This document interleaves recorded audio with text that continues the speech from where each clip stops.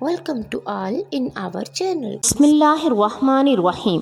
اللہ تبارک و تعالیٰ کے بابرکت نام سے شروع جو بڑا مہربان اور نہایت رحم فرمانے والا ہے۔ السلام علیکم ورحمۃ اللہ وبرکاتہ۔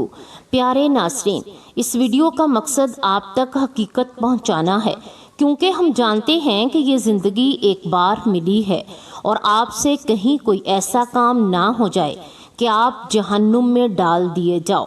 اس لیے آپ سے گزارش ہے کہ ویڈیو کو غور سے سنیں اور ہر بات کی حقیقت کو اچھی طرح پہچان سکیں اور دنیا اور آخرت دونوں میں کامیاب ہو سکیں۔ آپ سے گزارش ہے کہ آپ ویڈیو کو آخر تک ضرور دیکھیے گا تاکہ آپ کو تمام معلومات مل سکے، اور اگر ہم سے کوئی غلطی ہو جائے تو آپ سے گزارش ہے کہ آپ ہمیں معاف فرما دیجیے۔ اب ویڈیو کی طرف بڑھتے ہیں تو سنیے بدعات ماہ رجب کیا ہیں، رجب کے مہینے کی اصل حقیقت کیا ہے۔ پیارے ناظرین، رتبے کے اعتبار سے عبادات کی دو قسمیں ہیں۔ انسان جتنی بھی عبادات سر انجام دیتا ہے، اس کی اللہ رب العزت کے ہاں مرتبے کے اعتبار سے دو قسمیں ہیں۔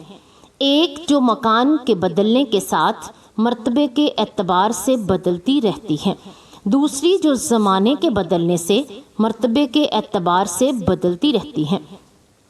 پہلی قسم کی مثال حضرت انس بن مالک رضی اللہ تعالی عنہ کی حدیث ہے کہ نبی اکرم صلی اللہ علیہ وآلہ وسلم نے فرمایا کہ کسی شخص کا اپنے گھر میں اکیلے نماز ادا کرنا ایک نماز کے برابر اجر رکھتا ہے، اور محلے کی مسجد میں نماز ادا کرنا 25 نمازوں کے برابر اجر رکھتا ہے، اور جامع مسجد میں نماز ادا کرنا 500 نمازوں کے برابر اجر رکھتا ہے، اور مسجد اقصی میں نماز ادا کرنا 50,000 نمازوں کے برابر اجر رکھتا ہے، اور مسجد حرام میں نماز ادا کرنا 1,00,000 نمازوں کے برابر اجر رکھتا ہے، اور مسجد نبوی میں نماز ادا کرنا 50,000 نمازوں کے برابر اجر رکھتا ہے۔ اسی طرح حضرت سہل بن حنیف رضی اللہ تعالی عنہ بیان فرماتے ہیں کہ نبی اکرم صلی اللہ علیہ وآلہ وسلم نے ارشاد فرمایا کہ جو شخص اپنے گھر میں وضو کر کے مسجد قباء میں آئے اور وہاں نماز ادا کرے تو اس کے لیے ایک عمرہ ادا کرنے کے برابر اجر لکھا جاتا ہے۔ سنن ابن ماجہ میں ہے۔ ان دونوں مثالوں میں دیکھیں کہ مکان بدلا، جگہ بدلی تو عبادات کی قیمت بھی بدلتی گئی۔ ایک ہی نماز ہے لیکن اس کا اجر جگہ کے بدلنے سے کہیں پہنچ گیا۔ دوسری قسم کی مثال کیا ہے؟ ایک شخص کسی بھی عام دن میں روزہ رکھے تو اسے ایک روزے کا اجر ملے گا، لیکن رمضان کا ایک روزہ اتنا اجر رکھتا ہے کہ ساری زندگی روزے رکھنے کا اتنا اجر نہیں بن سکتا۔ اسی طرح کچھ دوسرے ایام ہیں جن میں روزے کا اجر بدلتا رہتا ہے۔ مثلاً حضرت ابو قتادہ انصاری رضی اللہ تعالی عنہ بیان فرماتے ہیں کہ نبی اکرم صلی اللہ علیہ وآلہ وسلم نے 9 ذی الحج کے دن روزہ رکھنے کے اجر کے بارے میں سوال کیا گیا تو آپ صلی اللہ علیہ وآلہ وسلم نے ارشاد فرمایا کہ اس ایک دن کا روزہ رکھنا اس شخص کے گزرے ہوئے 1 سال کے گناہوں کا کفارہ بن جاتا ہے۔ صحیح مسلم میں درج ہے۔ دوسری روایت میں ہے کہ اس دن کا روزہ موجودہ گزرنے والے سال اور آنے والے سال کے صغیرہ گناہوں کا کفارہ بن جاتا ہے۔ اسی طرح 9 اور 10 محرم کا روزہ بھی 1 سال گزشتہ کے صغیرہ گناہوں کا کفارہ بن جاتا ہے۔ صحیح مسلم۔ اس کے علاوہ کسی بھی نفلی عمل کے بارے میں دیکھیں کہ عام دنوں میں اس کا ایک بھی اجر ہے، لیکن یہی نفل عمل عام رمضان المبارک میں فرائض کے برابر حصول اجر کا ذریعہ بن جاتا ہے۔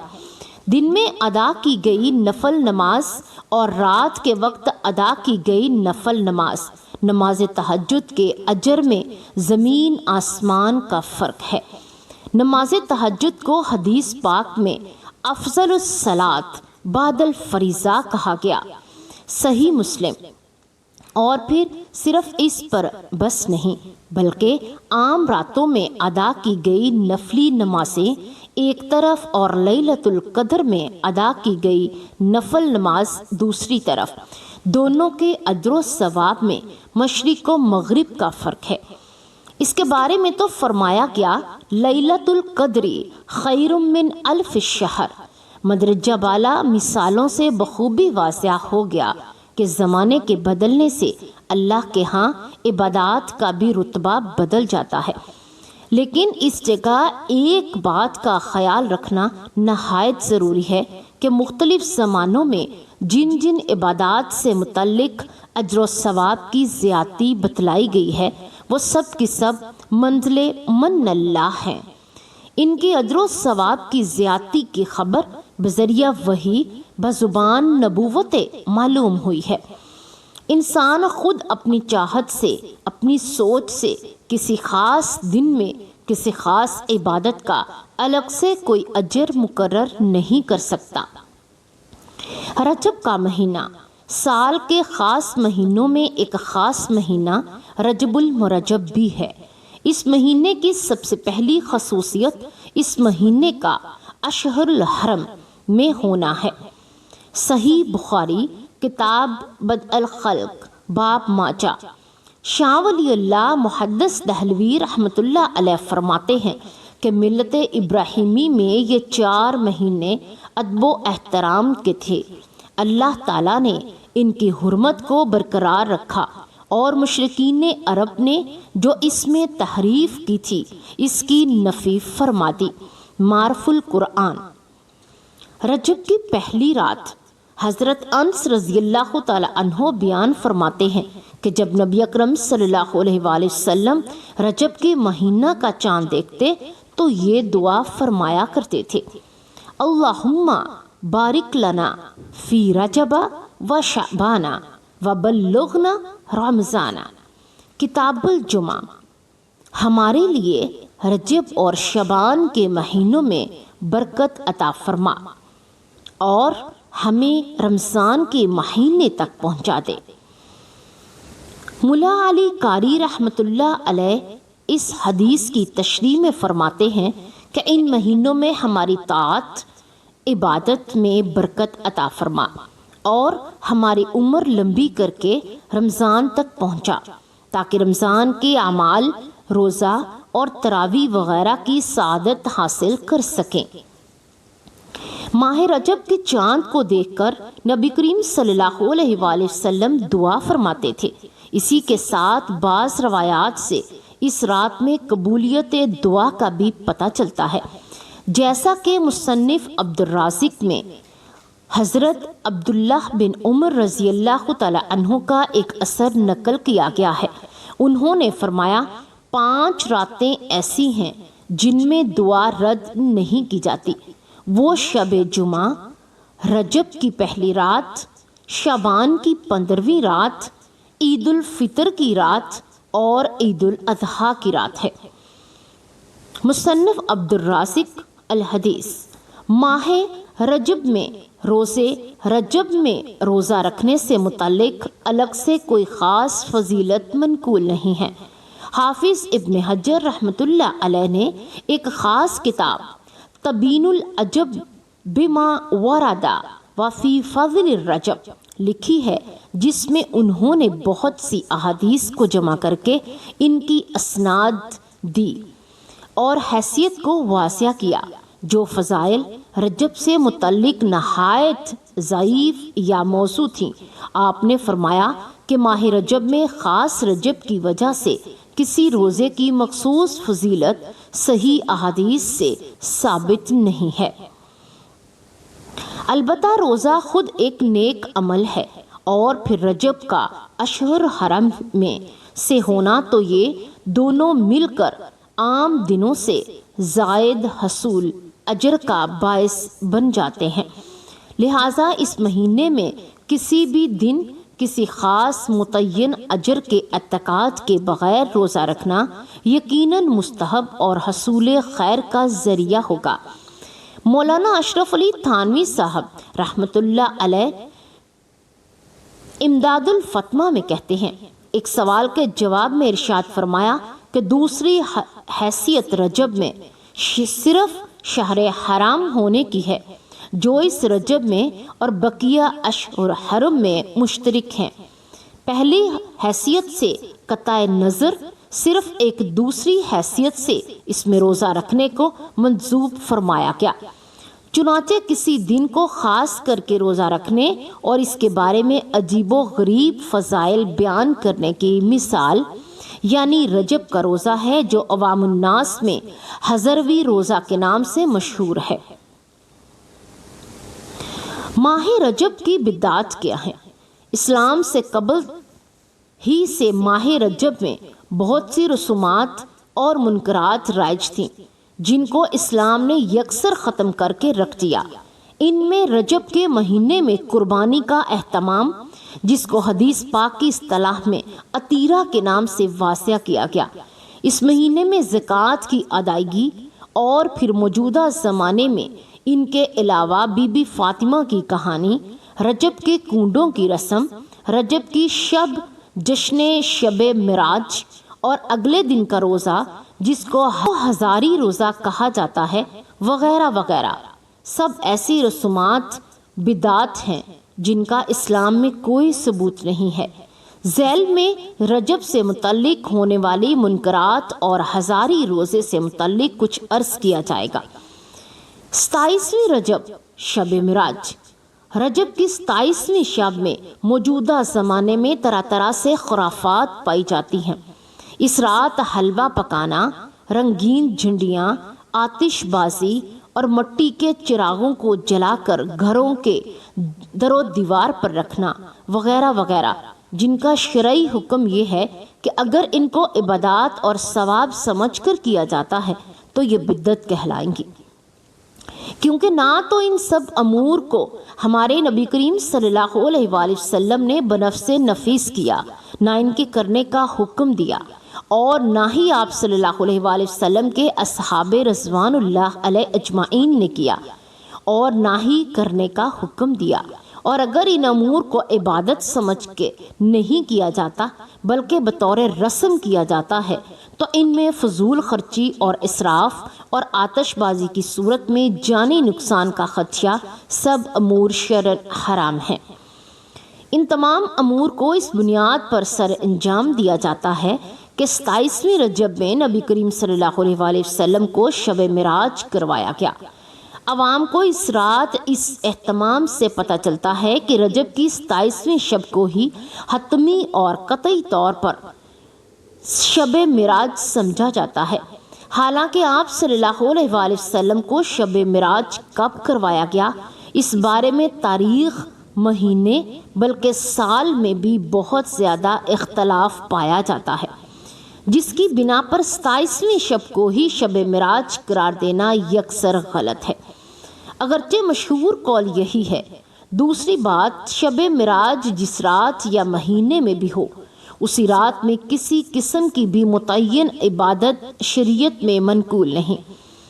یہ الگ بات ہے کہ اس رات میں سرکار دو عالم صلی اللہ علیہ وآلہ وسلم حضرت محمد صلی اللہ علیہ وآلہ وسلم کو بہت بڑا شرف بخشا گیا۔ آپ صلی اللہ علیہ وآلہ وسلم کے ساتھ بڑے اعزاز و اکرام والا معاملہ کیا گیا، اور آپ صلی اللہ علیہ وآلہ وسلم کو آسمانوں پر بلا کے بہت سے ہدیے دیے گئے، لیکن امت کے لیے اس بارے میں کسی بھی قسم کی کوئی فضیلت والی بات کسی نے نقل نہیں کی۔ افضل ہے یہ شب قدر۔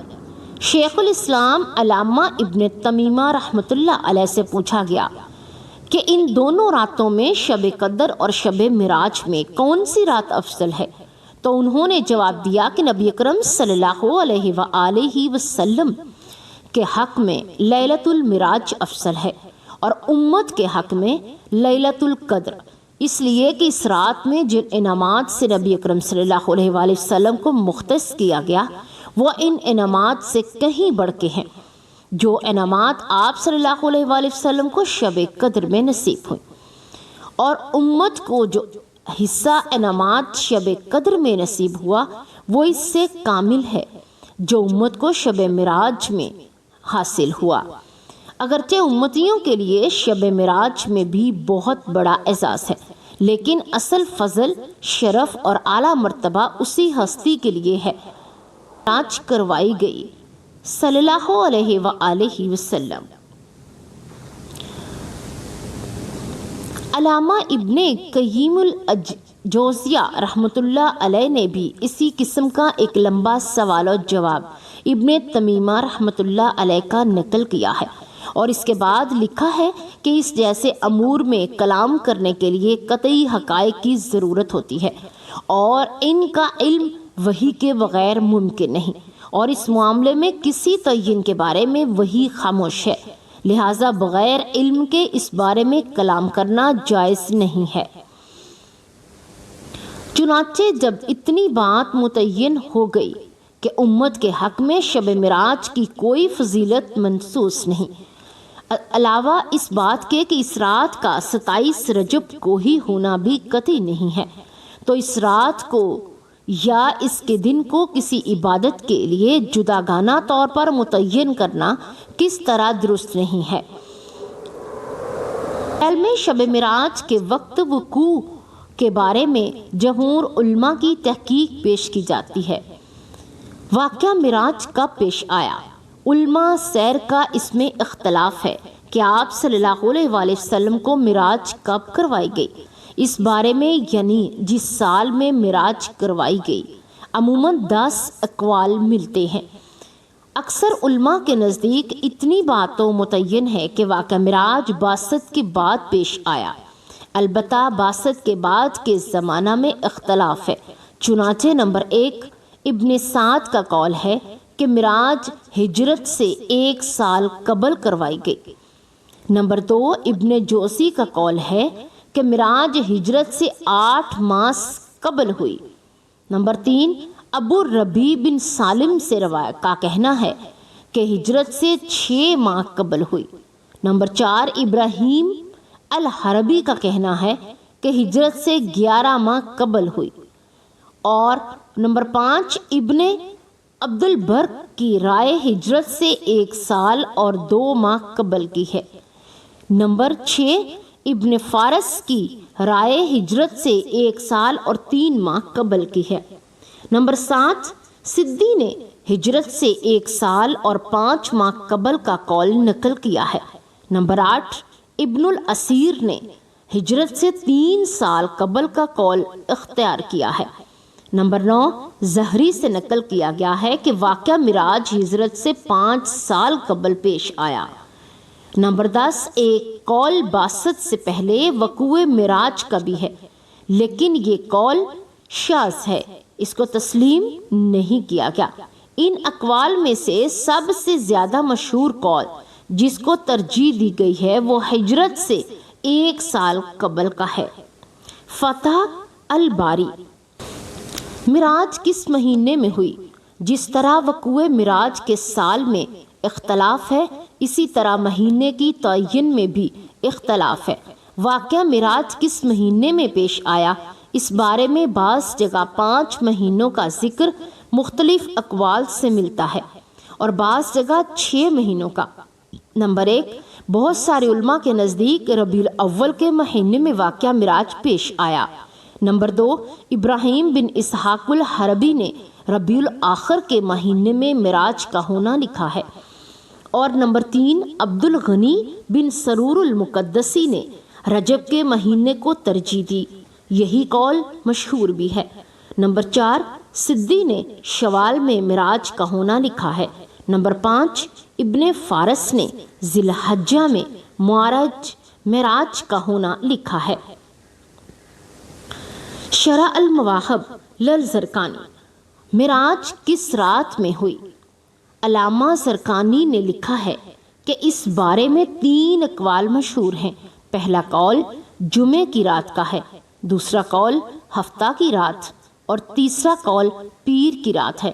چونکہ معراج کی تاریخ میں سخت اختلاف ہے، اسی لیے رات کی تعین میں حتمی قول اختیار کرنا آسان نہیں ہے۔ علماء سیر نے خوب تحقیق کے بعد ان صحابہ کی تعداد اور نام لکھے ہیں جنہوں نے قصہ معراج کو نقل کیا، کسی نے مختصر تو کسی نے تفصیل کے ساتھ۔ چنانچہ علامہ قسطلانی نے المواہب الدنیا میں لکھا ہے 26 صحابہ کے نام شمار کیے گئے، اور علامہ زرقانی نے اس کتاب کی شرح میں ان صحابہ کے ناموں میں اضافہ کرتے ہوئے 45 کی تعداد اور ان کے نام ذکر کیے ہیں۔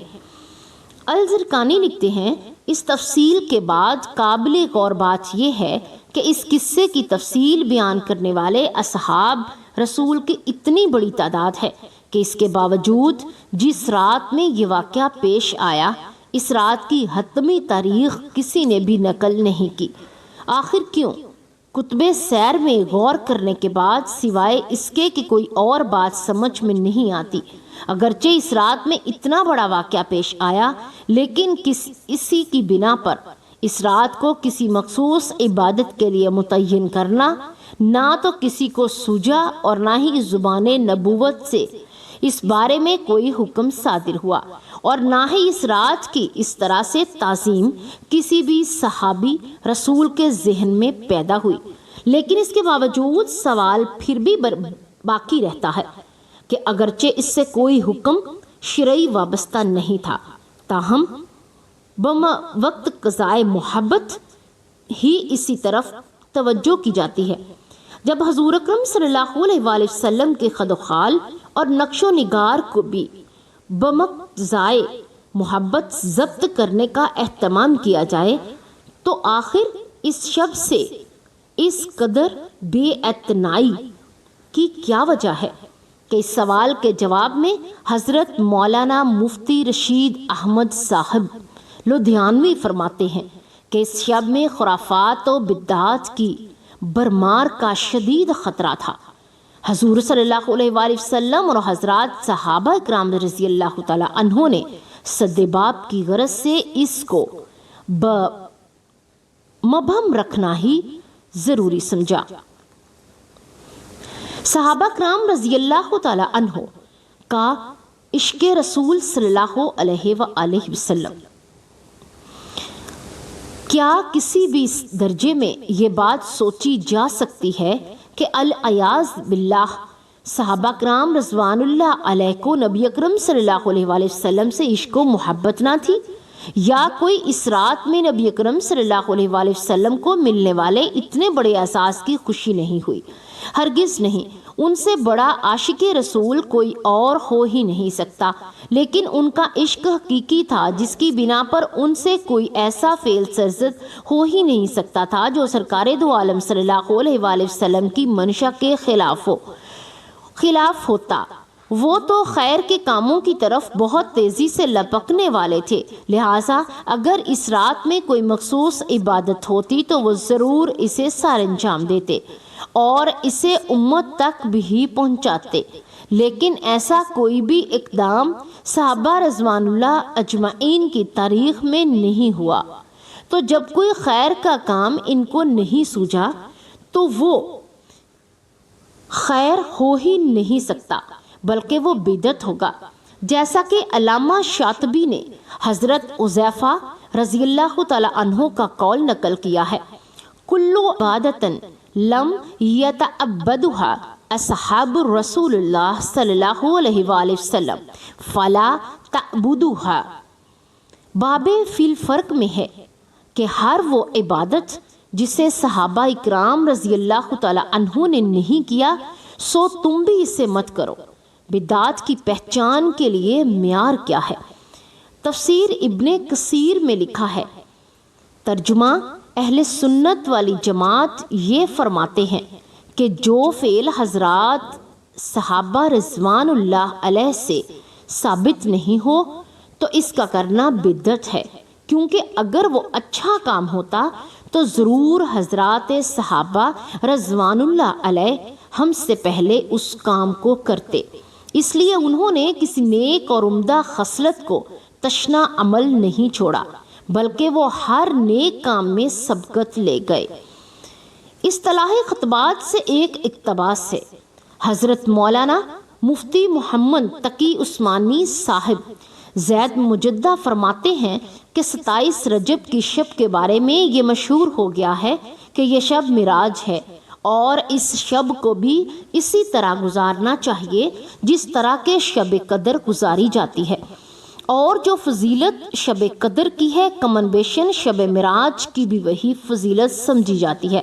بلکہ میں نے تو ایک جگہ یہ بھی لکھا ہوا دیکھا کہ شب معراج کی فضیلت شب قدر سے بھی زیادہ ہے، اور پھر اس رات میں لوگوں نے نمازوں کے بھی خاص طریقے مشہور کر دیے کہ اس رات میں اتنی رکعات پڑھی جائیں اور ہر رکعت میں فلاں صورتیں پڑھی جائیں۔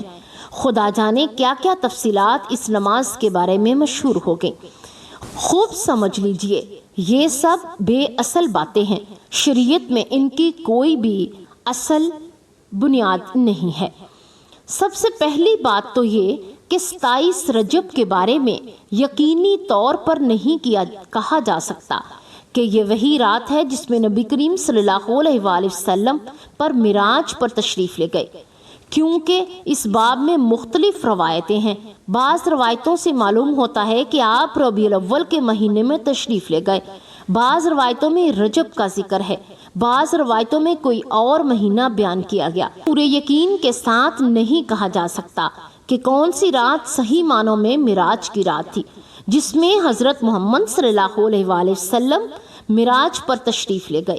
اس سے آپ خود اندازہ کر لیں کہ اگر شب معراج بھی شب قدر کی طرح کوئی مخصوص عبادت کی رات ہوتی تو اس کے بارے میں کوئی خاص احکام ہوتے جس طرح کے شب قدر کے بارے میں ہیں، تو اس کی تاریخ اور مہینہ محفوظ رکھنے کا اہتمام کیا جاتا۔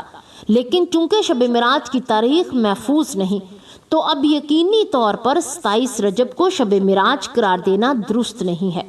اور اگر بالفرض یہ تسلیم بھی کر لیا جائے کہ آپ صلی اللہ علیہ وآلہ وسلم 27 رجب کو ہی معراج کے لیے تشریف لے گئے، جس میں یہ عظیم الشان واقعہ پیش آیا اور جس میں اللہ تعالیٰ نے نبی کریم صلی اللہ علیہ وآلہ وسلم کو یہ مقام قرب عطا فرمایا اور اپنی بارگاہ میں حاضری کا شرف بخشا اور امت کے لیے نمازوں کا تحفہ بھیجا، تو بے شک وہی ایک رات بڑی فضیلت والی تھی۔ کسی مسلمان کو اس کی فضیلت میں کیا شبہ ہو سکتا ہے؟ لیکن یہ فضیلت ہر سال آنے والی 27 رجب کی شب کو حاصل نہیں۔ پھر دوسری بات یہ ہے کہ بعض روایات کے مطابق یہ واقعہ معراج سن 5 نبوی میں پیش آیا، یعنی حضور صلی اللہ علیہ وآلہ وسلم کے نبی بننے کے 5ویں سال یہ شب معراج پیش آئی، جس کا مطلب یہ ہے کہ اس واقعہ کے بعد 18 سال تک آپ صلی اللہ علیہ وآلہ وسلم نے شب معراج کے بارے میں کوئی خاص حکم دیا یا اس کو منانے کا حکم دیا ہو یا اس کو منانے کا اہتمام فرمایا ہو یا اس کے بارے میں یہ فرمایا ہو کہ اس رات میں شب قدر کی طرح جاگنا زیادہ اجر و ثواب کا باعث ہے۔ نہ تو آپ کا ایسا کوئی ارشاد ثابت ہے اور نہ آپ کے زمانے میں اس رات میں جاگنے کا اہتمام ثابت ہے۔ نہ خود آپ جاگے اور نہ آپ صلی اللہ علیہ وآلہ وسلم نے صحابہ کرام رضی اللہ تعالی عنہ کو اس کی تاکید فرمائی، اور نہ صحابہ کرام نے اپنے طور پر اس کا اہتمام فرمایا۔ پھر سرکار دو عالم صلی اللہ علیہ وآلہ وسلم کے دنیا سے تشریف لے جانے کے بعد تقریباً 100 سال تک صحابہ کرام رضی اللہ تعالی عنہ اس دنیا میں موجود رہے۔ اس پوری دنیا میں کوئی ایک واقعہ ثابت نہیں جس میں صحابہ کرام رضی اللہ تعالی عنہ نے 27 رجب کو خاص اہتمام کر کے منایا ہو۔ لہٰذا جو چیز حضور اکرم صلی اللہ علیہ وآلہ وسلم نے نہیں کی اور جو چیز آپ کے صحابہ اکرام رضی اللہ تعالی عنہ نے نہیں کی، اس کو دین کا حصہ قرار دینا یا اس کو سنت قرار دینا یا اس کے ساتھ سنت جیسا معاملہ کرنا بدعت ہے۔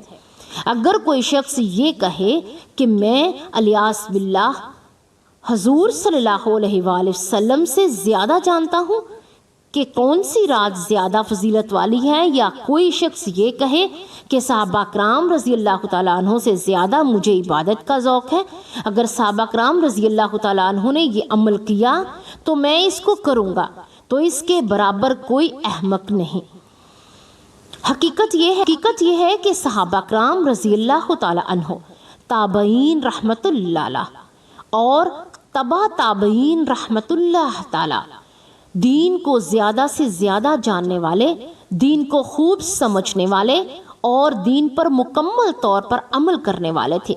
اب اگر کوئی شخص یہ کہے کہ میں ان دنیا سے یا ان سے زیادہ دین کو جانتا ہوں، یا ان سے زیادہ دین کا ذوق رکھنے والا ہوں، یا ان سے زیادہ عبادت گزار ہوں، تو حقیقت میں وہ شخص پاگل ہے، وہ دین کی فہم نہیں رکھتا۔ لہٰذا اس رات میں عبادت کے لیے خاص اہتمام کرنا بدعت ہے۔ یوں تو ہر رات میں اللہ تعالیٰ جس عبادت کی توفیق دے دے وہ بہتر ہی ہے اور بہتر ہے۔ لہٰذا آج کی رات بھی جاگ لیں، لیکن اس رات میں اور دوسری راتوں میں کوئی فرق اور نمایاں امتیاز نہیں ہونا چاہیے۔ ہزاری روزہ، عوام میں یہ مشہور ہے کہ 27 رجب کو روزہ کی بڑی فضیلت ہے، حتیٰ کہ اس بارے میں یہ بھی مشہور ہے کہ اس ایک دن کا روزے کا اجر 1000 روزے کے اجر کے برابر ہے، جس کی بنا پر اسے ہزاری روزے کے نام سے جانا جاتا ہے۔ حالانکہ شریعت میں اس روزے کی مذکورہ فضیلت صحیح روایات میں ثابت نہیں ہے۔ اس بارے میں اکثر روایات موضوع ہیں اور بعض روایات جو موضوع تو نہیں لیکن شدید ضعیف ہیں، جس کی بنا پر اس دن کے روزے کی سنت ہونے کے اعتقاد یا اس دن کے روزے پر زیادہ ثواب ملنے کے اعتقاد پر روزہ رکھنا جائز نہیں۔ اس بارے میں کابرین علماء امت کے ایمان اعمال کی حفاظت کی خاطر رہنمائی کرتے ہوئے فتویٰ صادر فرمایا، جو کہ درج ذیل پیش کیے جا رہے ہیں۔ نمبر 1، فتویٰ رشیدیہ۔ حضرت مولانا رشید احمد گنگوہی صاحب رحمۃ اللہ علیہ ماہ رجب میں ہونے والی رسم تبارک اور رجب کے ہزاری روزے کی تردید کرتے ہوئے لکھتے ہیں کہ ان دونوں امور کا التزام نادرست اور بدعت ہے، اور وجوہ ان کے ناجائز ہونے کی اصلاح الرسوم براہین قاطعہ اور اریجہ میں درج ہے۔ فتویٰ محمودیہ۔ حضرت مولانا مفتی محمود حسن گنگوہی صاحب رحمۃ اللہ علیہ ایک سوال کے جواب میں فرماتے ہیں کہ ماہ رجب میں تواریخ مذکورہ میں روزہ رکھنے کی فضیلت پر بعض روایات وارد ہوئی ہیں، لیکن وہ روایات محدثین کے نزدیک درجہ صحت کو نہیں پہنچتی۔ شیخ عبدالحق محدث دہلوی رحمۃ اللہ علیہ نے ما ثبت بالسنہ میں ذکر کیا ہے کہ بعض روایات بہت ضعیف اور بعض موضوع یعنی من گھڑت ہیں۔ حضرت مفتی صاحب رحمۃ اللہ علیہ ایک اور سوال کے جواب میں لکھتے ہیں کہ عوام میں 27 رجب کے متعلق بہت بڑی فضیلت مشہور ہے، مگر وہ غلط ہے۔ اس فضیلت کا اعتقاد بھی غلط ہے، اس نیت سے روزہ رکھنا بھی غلط ہے۔ ماہ ثبت بالسنہ میں اس کی تفصیل موجود ہے۔ فتویٰ دارالعلوم دیوبند۔ حضرت مولانا مفتی عزیز الرحمن صاحب رحمۃ اللہ علیہ لکھتے ہیں کہ 27ویں رجب کے روزے کو، جسے عوام 1000 روزہ کہتے ہیں اور 1000 روزوں کے برابر اس کا ثواب سمجھتے ہیں، اس کی کچھ اصل نہیں ہے۔ یہ فتویٰ دارالعلوم دیوبند مکمل درج ہے۔ حضرت مولانا مفتی سید عبد الرحیم صاحب لاجپوری رحمۃ اللہ علیہ لکھتے ہیں کہ 27ویں رجب کے بارے میں جو روایات آئی ہیں وہ موضوع اور ضعیف ہیں۔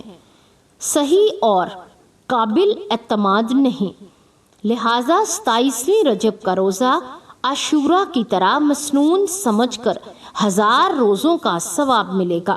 اس اعتقاد سے رکھنا ممنوع ہے۔ بہشتی زیور میں ہے، حضرت علامہ مولانا اشرف علی تھانوی رحمۃ اللہ علیہ لکھتے ہیں کہ رجب کے مہینے کے چاند کے بارے میں لکھتے ہیں کہ اس کو عام لوگ مریم روزہ کا چاند کہتے ہیں اور اس کی 27 تاریخ میں روزہ رکھنے کو اچھا سمجھتے ہیں کہ ایک روزہ میں 1000 روزوں کا ثواب ملتا ہے۔ شرع میں اس کی کوئی قوی اصل نہیں۔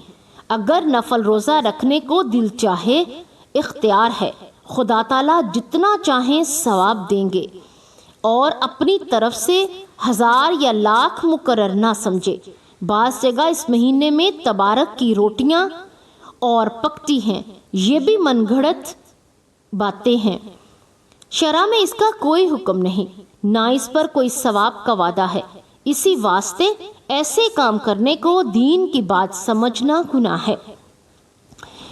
عمدہ الفقہ حضرت مولانا سید زوار حسین شاہ صاحب رحمۃ اللہ علیہ لکھتے ہیں کہ ہزاری روزہ یعنی 27 رجب المرجب کا روزہ عوام میں اس کا بہت ثواب مشہور ہے۔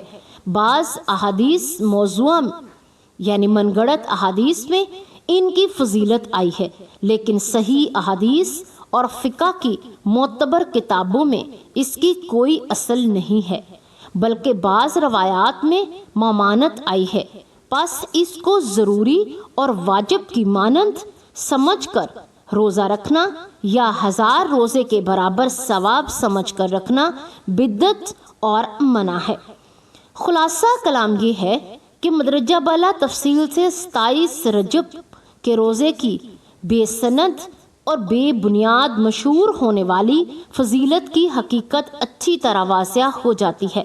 اس دن کو خاص فضیلت والا دن سمجھ کر یا خاص عقیدت کے دن مخصوص ثواب کے اعتقاد سے روزہ رکھنا جائز نہیں، جس سے بچنا ضروری ہے۔ پیارے ناظرین، ذرا غور کیجئے، اگر اس دن کے روزہ رکھنے کی اتنی ہی زیادہ فضیلت ہوتی یا 1000 روزے کے برابر اس کو سمجھا جاتا تو پھر حضور پاک صلی اللہ علیہ وآلہ وسلم نے اس دن روزہ کیوں نہ رکھا، اور آپ نے دوسرے صحابہ کرام کو اس روزہ رکھنے کی تلقین کیوں نہ کی۔ حضور پاک صلی اللہ علیہ وآلہ وسلم سے کہ اس دنیا سے جانے کے بعد بھی کسی بھی صحابہ نے اس دن کا روزہ نہ رکھا اور نہ رکھنے کا حکم دیا، اس لیے اس سے بچنا لازم ہے۔ آپ ویسے روزہ رکھ لیجئے، اللہ تبارک و تعالیٰ آپ کے روزے کو قبول فرمائیں گے، لیکن اگر یہ سوچ کر روزہ رکھا جائے کہ میں رجب کا روزہ رکھ رہا ہوں، اس کا 1000 روزوں کا ثواب ملے گا، تو یہ غلط ہے۔ آپ اللہ کی عبادت سمجھ کر اللہ کی رضا حاصل کرنے کے لیے بے شک روزہ رکھیں، اللہ تبارک و تعالیٰ آپ کو اس کا اجر ضرور دیں گے۔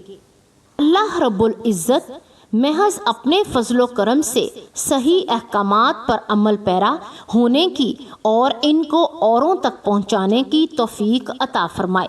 اللہ تبارک و تعالیٰ ہمیں دین کی مکمل سمجھ نصیب فرمائے اور تمام امت مسلمہ پر اپنا رحم اور اپنا کرم کرے، آمین یا رب العالمین۔